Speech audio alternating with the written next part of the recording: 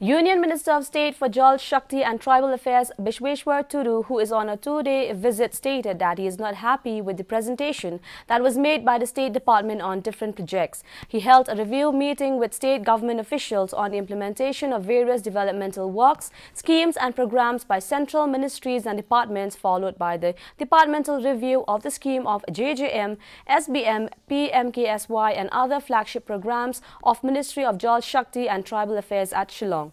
The Minister of State further stated that the target for 100% coverage by JJM across the country is 2024 and the Ministry of Jal Shakti will be working to achieve it. He also mentioned that the allegations where tribal lands have been given away to Assam will be reviewed.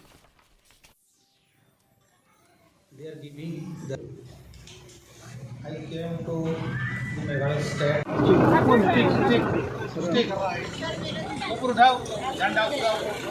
Dream of the Pradhan Mantri that it should be completed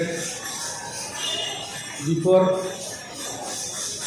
2024, almost 2025.